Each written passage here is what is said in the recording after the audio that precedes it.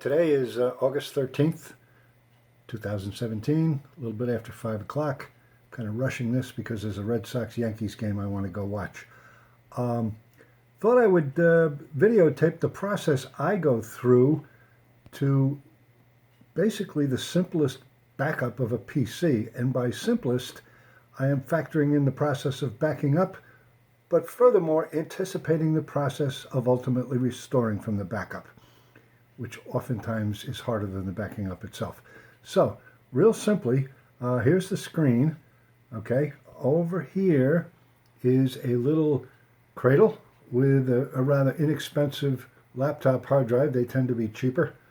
So I'm looking for a place to park the contents of the hard drive that's inside the computer, external to the computer, an exact Xerox copy, or what we in the business call a clone.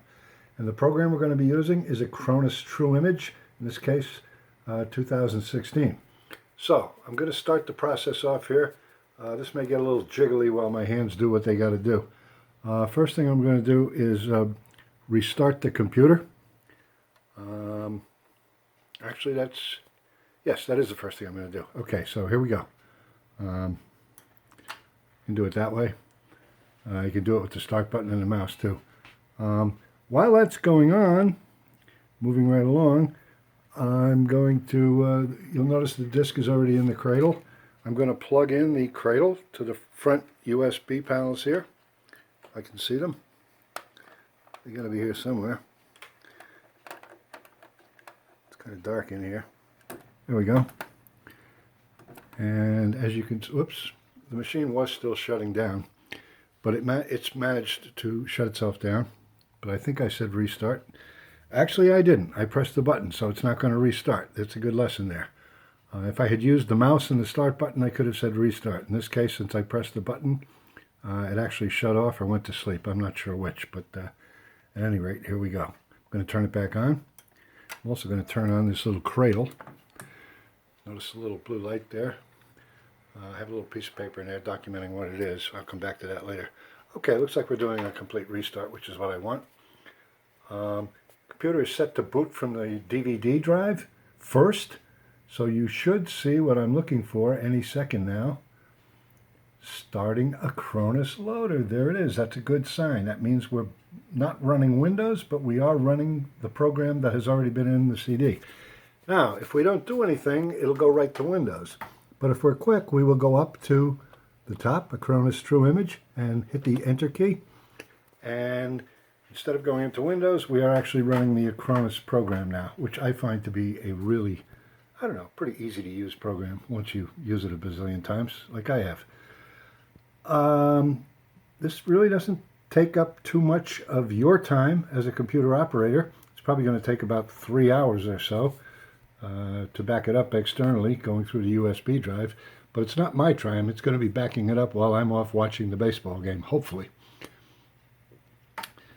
So, if all goes well here, okay, that's the initial screen. I will pause there just for a second.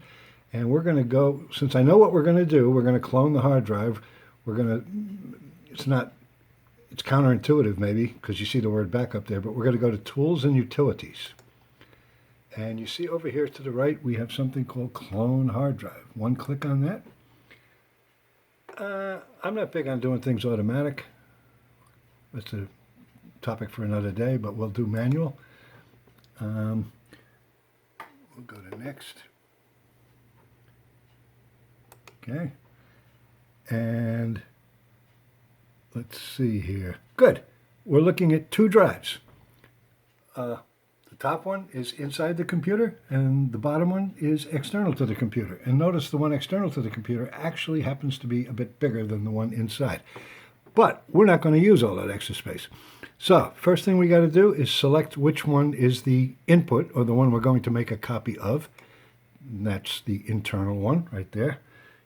You want to go slow and get this right, otherwise you'll hate yourself. I pressed next, and now it wants to know where we're going to copy it to, or what is the drive that is going to receive or become the clone. And in this case, that's disk 2, the bigger of the two, external, USB. So I highlight it, and I basically say next. That's just kind of a warning that you're going to wipe yourself out. Gives you a chance to pause before you do it. So we'll say okay. Now this part's interesting.